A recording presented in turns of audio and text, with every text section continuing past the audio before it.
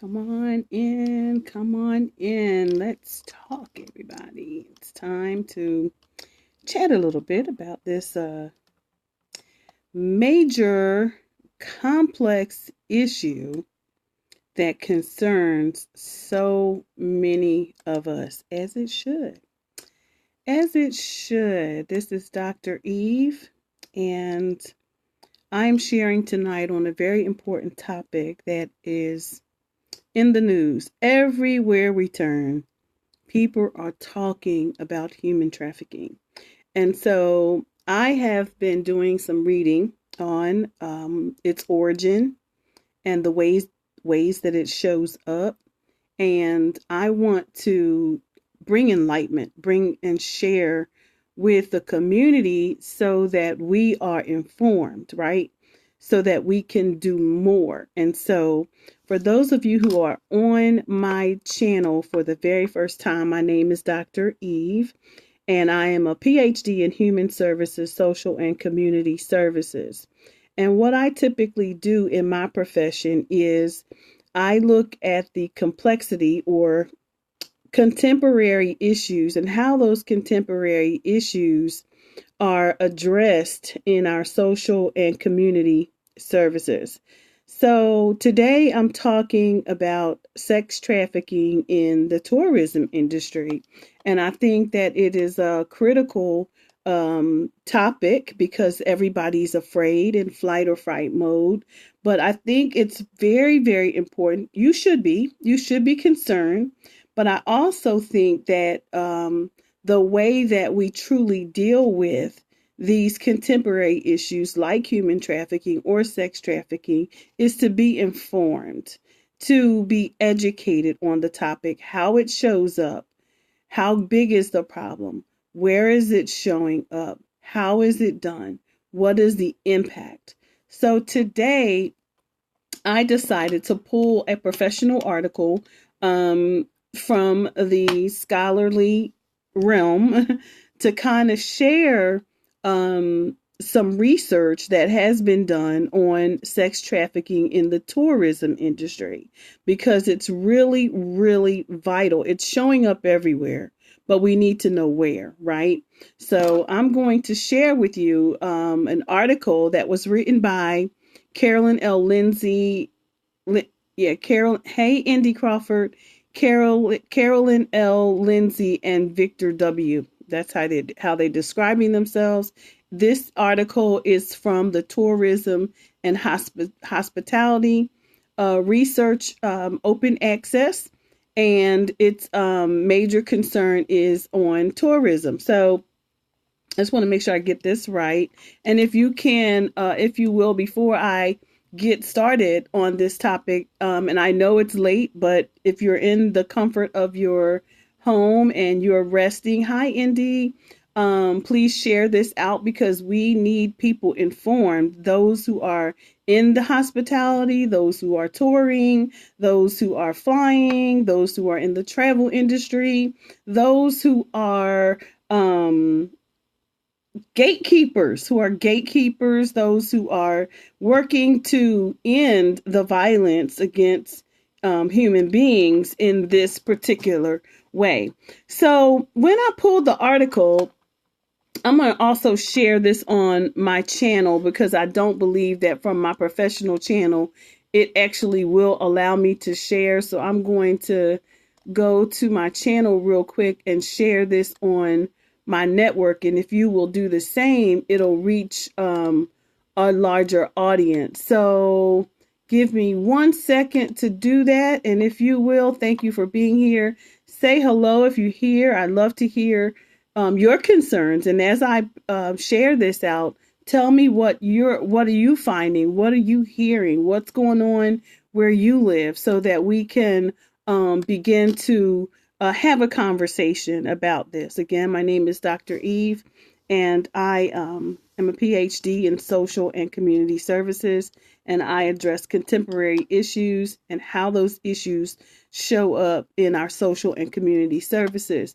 And if they're not uplifting the health of our community, then my goal is to push back on those systems in connection or collective work with other groups and or organizations. So thank you all for being here as I share this, share in a group, and we're going to share this.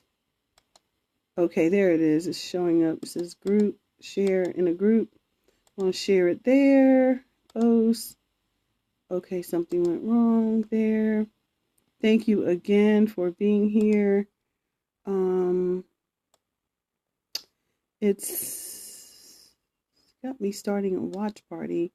Don't want to start a watch party. I just want to share to another page. So thank you. Again, the article is sharing. The article is Sex Trafficking in the Tourism Industry. Indy says, I've been hearing this a lot with the rideshare companies like Uber and Lyft. Exactly. And there's so much more to it. So let's get down. Let's talk about this, because there is a fear.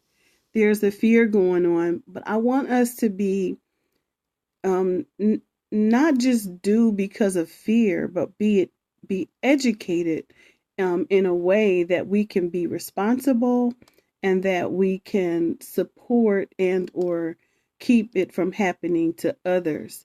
So as I was looking at this article, it talks about tourism is one of the world's leading businesses and it plays a major role in global commerce. And when we think about that, the industry itself is bigger than oil exports, food products, or automobiles. With the growth that comes complication and labor issues become a problem. Now that's the operative word. Labor issues become a problem because of the growth of the industry. So when I thought about that or read that piece, it was very concerning because it also makes you take a deeper dive. So we know that we cannot tolerate human exploitation, right? We know that it cannot be tolerated. There were more than 1.87 billion international tourists, which has increased to 52 million tourists from the previous year. Now, this article was written in 2015, but as scholars, we don't date. We usually go about 5 years. 5 years. We can look back as far as 4 to 5 years in terms of the research that's readily available. And when I was searching, this one was high up on the algorithms because it's topic specific. I was specifically looking for tourism and hospitality, and everybody's not talking about this. So this particular article was really important. So the question is, how are victims moved through hospitality and tourism business to work as prostitutes? Because that's essentially what is happening. Let's take a deeper dive. We know that sex trafficking is one of the ways that the hospitality industry is involved in exploitation is through its conscious and unconscious participation in sex trafficking of men, women, and children. Let us not think it's strange. Men, women, and children.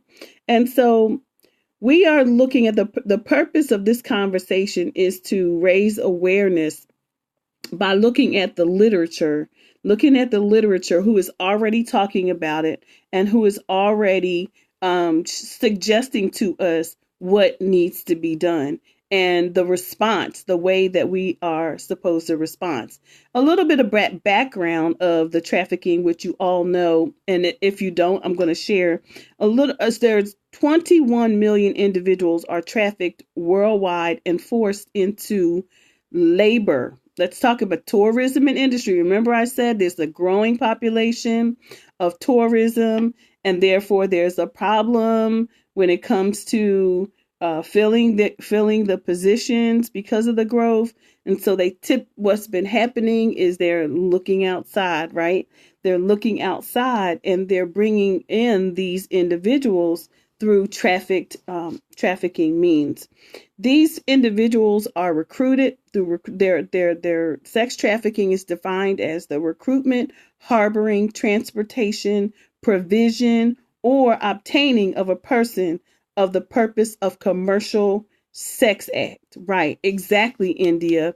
So when I looked at this sex trafficking itself, it talked about, according to the International Labor Union, an estimated 4.5 million individuals are forced into sexual labor, with 98% of the victims be identified as female. In the United States, an estimated 17,500 individuals are trafficked throughout the country annually, with 79% of victims being trafficked for sexual activities. So, under the trafficking, there is in fact an act, Trafficking Victims Protection Act of the United States. Sexual trafficking is classified as a severe form of trafficking. Female victims of sexual trafficking have been lured into sexual activity through a pimp or trafficker they may know, like a boyfriend. Male victims of trafficking are often lured into sexual trafficking due to rejection from family and their local community because of their sexuality or their sexual preference. It is said that a trafficker and a pimp can make anywhere from 150,000 to 200,000 per child each year. Each year. So let's talk about child exploitation, because they did take a deeper dive into child exploitation. And traffickers and pimps, they prey on their victims between the ages of 12 to 14 years old. Prey on victims between the ages of 12 to 14 years old. Minors between the age of 14 to 17 in the United States are the largest percentage of juvenile victims who are sold for sexual activities. These individuals are living most likely in horrendous conditions and are subject to abuse from their traffickers. They are prone to substantial violence from those involved in trafficking. All right, so let's take it says here here's the thing, and with this problem being as huge as it is, what I was surprised to find when I was looking at this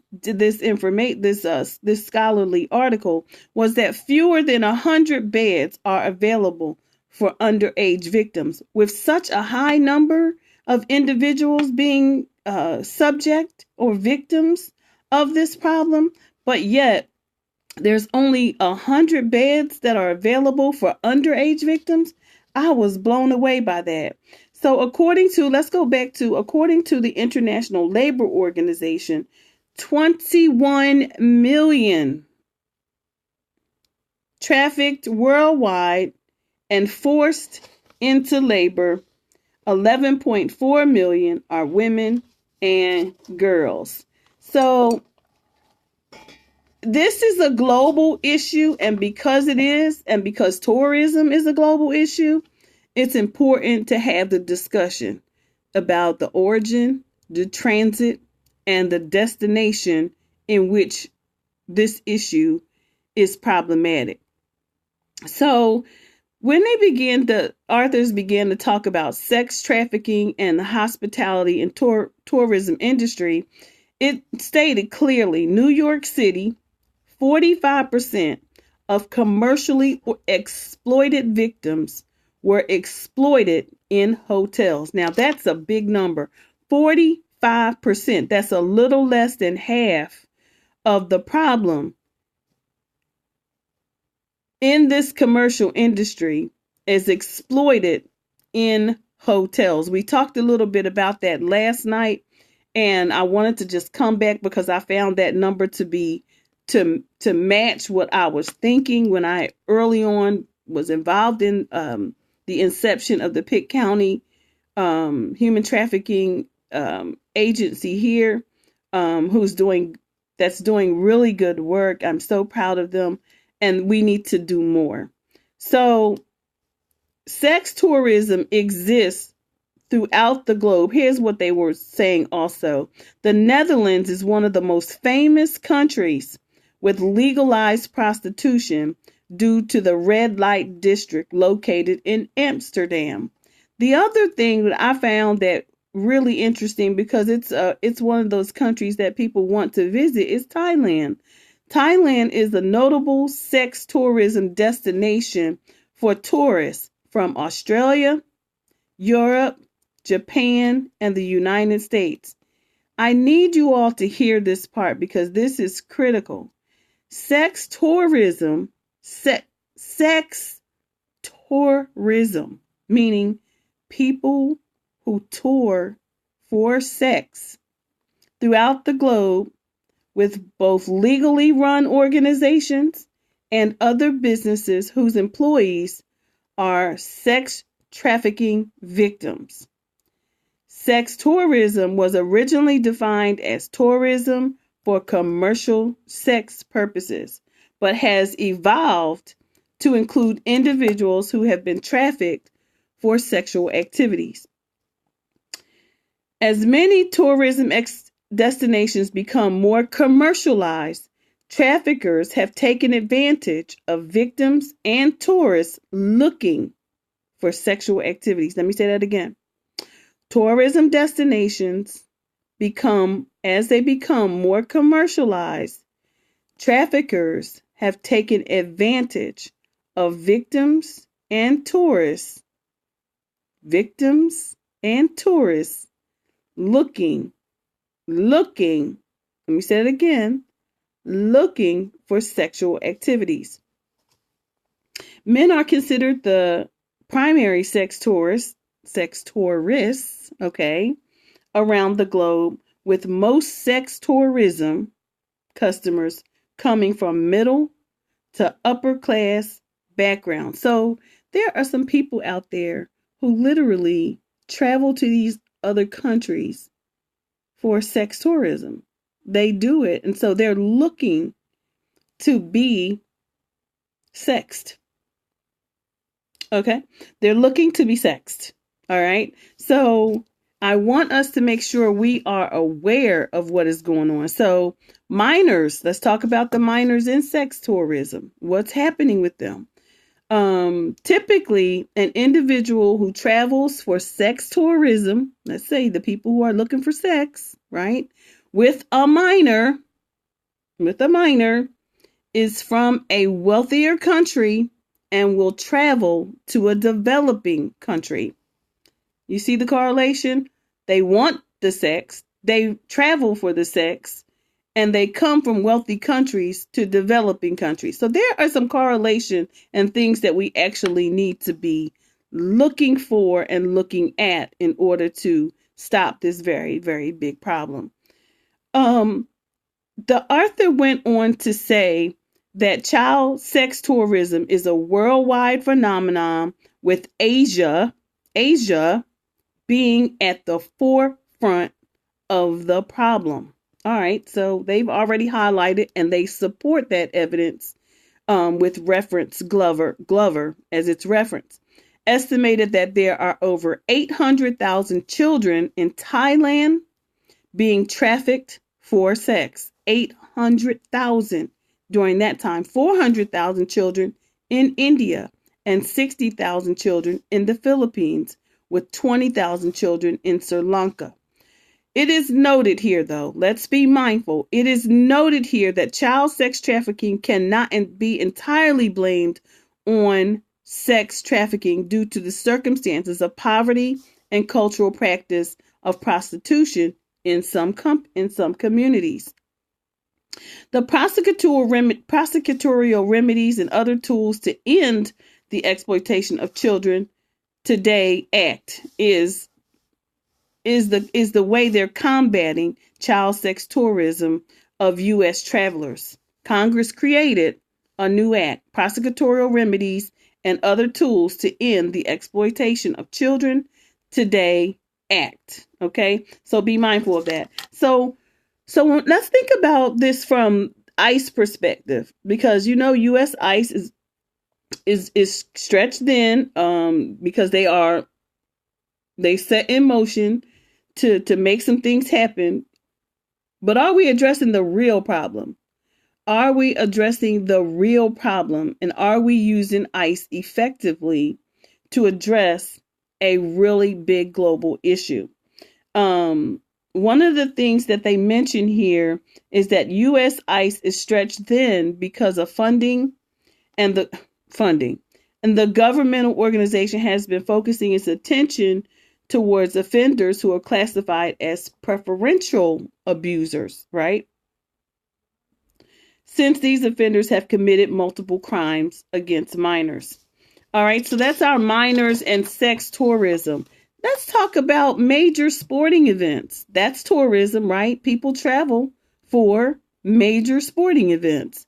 Sporting events are a significant motive for travel and have created an increase in competitiveness between tourism destinations to attract tourists.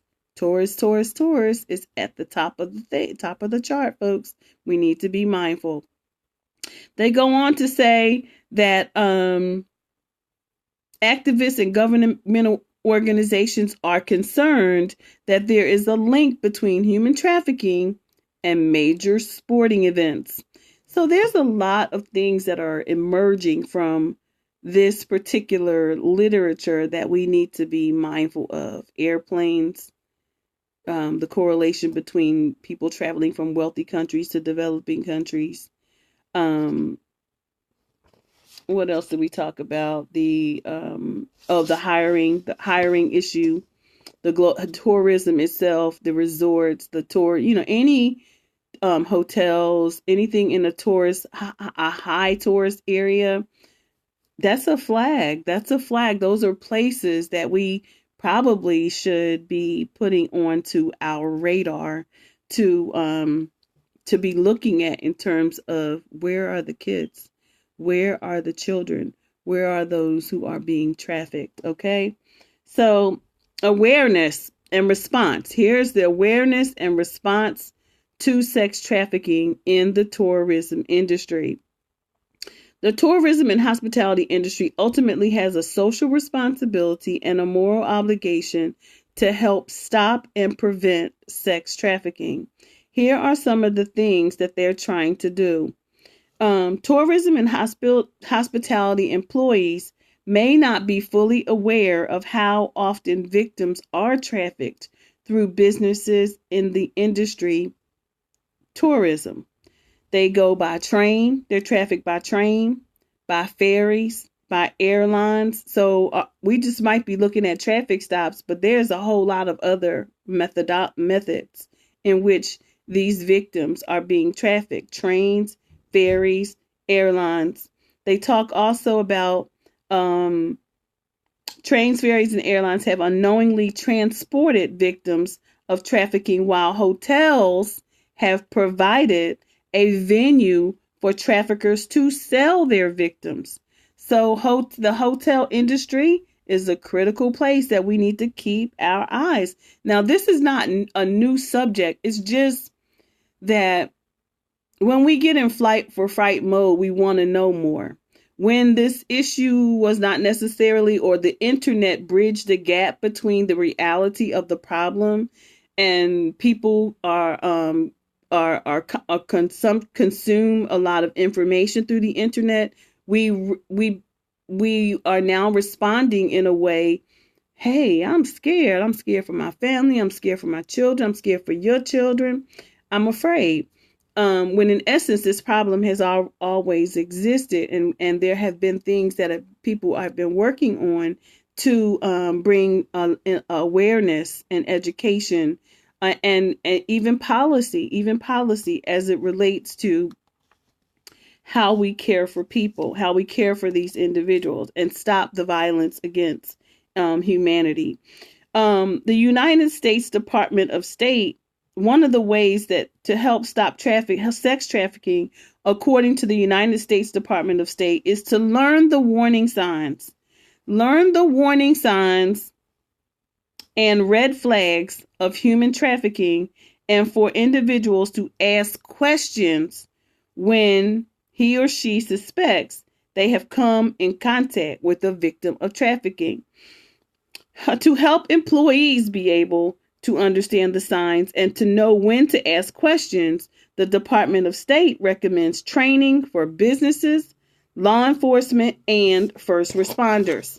So they go on to say that the hospitality and tourism industry is working hard to stop trafficking by becoming more aware and implementing programs. One major step the industry has taken is the development of the code. What is the code? What is the code?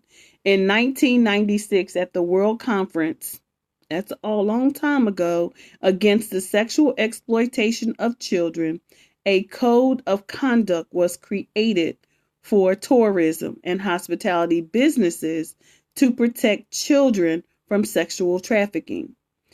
The code was created as an industry initiative to provide support and tools to the tourism industry to increase awareness of sexual exploitation of minors. 1998, 3 major tour operators in Sweden implemented the code into their businesses. In 2013, the code had 1,287 signatures with 140,000 trained staff in 52 countries. So there is work being done. It's just that it seems like it's a really, really, really big problem because people are there's so much information. There are a lot of people who are missing. There's some other things that are going on though, you all, and we have to be mindful that it's not just sex. Sometimes it's organs. Sometimes it's domestic servitude. And in some cases, it's sex, right? We're talking about the tourism industry tonight, and I want you to be mindful that this is tourism I'm talking about. This is where it's going on in the hotel. So, according to the hotels, Hilton Worldwide, Sabre Holdings, and TUI Group are just some of the current members who have signed the code. So while these are some of the members who've signed, who has not? Who has not? Do you work for one of these hotels? Are the hotels in compliance? So it seems to me that there's still a very big problem with people implementing the code. So let's talk about tourism again. So those are just some of the current members who have signed. Sabre Holdings has further worked to help make employees aware of human trafficking. So the Passport to Freedom, listen to this, the Passport to Freedom program was created to train 10,000 employees on how to identify human trafficking and report it to authorities. So we do have some things or materials that we can refer back to. That was the Passport to Freedom program, which trains employees on how to identify human trafficking. If you are in the tourist industry and you are signing people up for travel, you also have a responsibility to make sure that your travelers are educated. You have a responsibility, a social responsibility, to make sure that your travelers and your agents are informed. So I don't care if you are a hotel owner, you have a responsibility to make sure that your employees are informed. Your consumers are informed. You don't want to have a scare, but you want to make sure that there's something available so that they don't find themselves in these situations. So you want to push out all the people who might try to come into your establishment to harm people, right? So when you are on top of being a advocate in the tourism industry, then you are doing your due diligence to make sure that people are safe and you're handling your business. Okay, so that was the Passport to Freedom.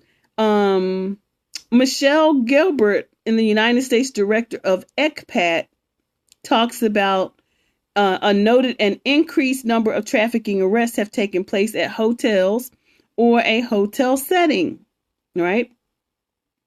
According to Travel Weekly, some airlines, hotels, and travel agencies are working with various government agencies to stop trafficking. And that is what we need to be doing. One example of a project is the Exchange Initiative. So if I'm mentioning these things so that you can be informed, pull this information so that you can be informed and you can inform your community and you can inform your staff, you can inform your employees, you can inform your friends and your loved ones, and so that each of us have a social responsibility that when we learn something, that we take the information and make sure that people are aware. Another, the Exchange Initiative was created by the NICS Conference and Meeting Management to provide a resource for meeting planners. Okay, here we go. Meeting planners, convention centers, to understand human trafficking. So that's a whole nother population. Meeting planners and convention centers. Let me write that down. Meeting planners, that's you. Event planners and convention centers. I don't remember anybody, and I've had several events at convention centers. I don't remember anybody ever sharing any information with me on their tourism guidelines as it relates to sex trafficking. Never. And I've had events. I've had events at hotels. I've had events at convention centers. I've been on some airlines. I've been some other countries. I'm not hearing nobody talking about tourism, the tourism industry. All right, so we need to make sure it's out there. The purpose of okay, so here's another thing. The Exchange Initiative has been working with the National Center for Missing and Exploited Children, created a database of motels and hotel room photos.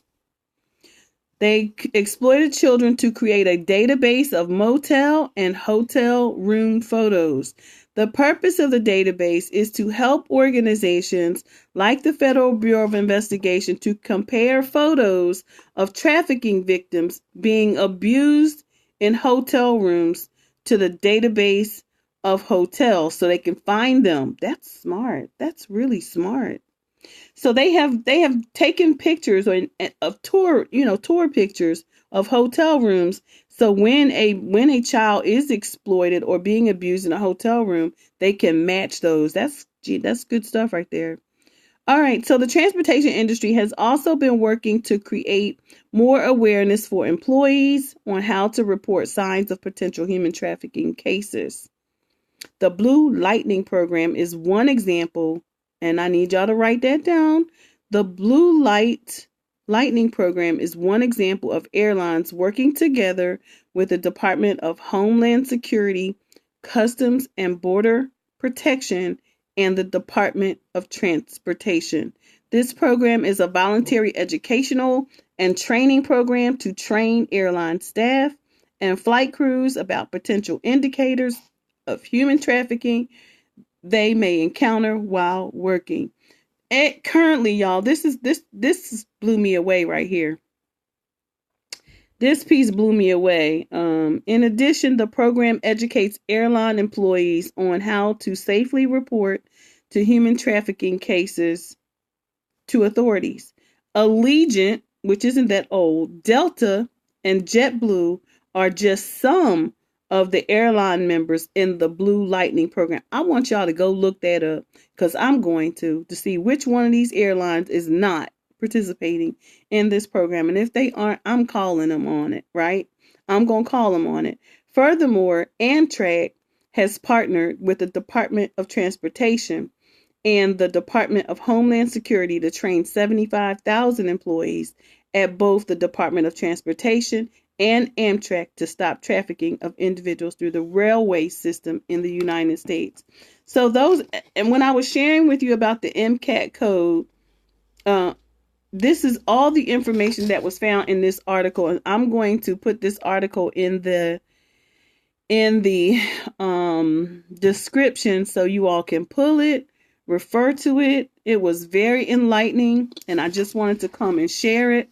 And for those of you who are out there, um, and you are concerned about contemporary issues in our current society and how we are addressing those things in our social and community services, please follow me, because this page is dedicated and committed to making sure that we are addressing the challenges that are associated with contemporary issues and with sex trafficking and violence against humanity being at the forefront of the agenda in conversations. I feel compelled. No, I have a social responsibility as a professional to share this information. Yes, you should be aware. We again, the internet bridges the gap and provides information. We are consumers of we consume so much information, and people are looking for a way to stop the problem. But I don't want you to always be operating in fear when we can collectively be aware of how it's happening, be more aware of our surroundings. This is not a new problem. It's just a problem that's on your radar now and I'm glad that it is, but I want us to be mindful. There are some other steps that we can take, and those steps are called getting involved. Getting involved. If you are an entity, a social organization, an NGO, an NPO, a nonprofit, whatever, an advocate for humanity, a voice, you want to lift up the problem and see how you can get involved, this is a good way to do it, but you have to stay informed. Again, my name is Dr. Eve, and I'm a doctor of philosophy in human services, social, and community services. My job here on this page is to address the contemporary issues that we are faced with in our society and how we address those in our social and community services. And if we aren't doing everything that we can, then we need to challenge that. We need to push back on those systems that are not doing what they need to do for the safety of humanity. So thank you all for coming. Again, my name is Dr. Eve, and I'm excited to share with you. This is a Thursday, November 21st. And as we approach the Thanksgiving holidays, tourism will again be on at an all-time high. So I want you to be mindful of your surroundings. For those of you who are traveling, you don't have to travel in fear. You have to be aware, though, of what and how things are happening. So thank you all for being here. Peace and blessings, more liberation to you, because we deserve to be free. Thank you so much, and peace and blessings. Any questions? Any questions before I leave tonight? Any questions before I leave tonight? That was a good read for me, and I am so happy that I found this particular article so I could share. If you have any questions or concerns at this time, please join me. If you haven't joined us over in our We Deserve to Be Free community, we are also lift up conversations around these contemporary issues in our community. If you're looking for someone who can come and share or do a webinar or whatever, speak out, or how to form movements or how to do any of those things, I am Dr. Eve, dreevespeaks.org, dreevespeaks.org, dreevespeaks.org. And we also have We Deserve to Be Free Cafe Conversations. If you are looking for someone to lift up these conversations in your group, we do group work as well, and conference presentations and conference village setup. So thank you so much for joining. I appreciate you, and peace and blessings. Good night.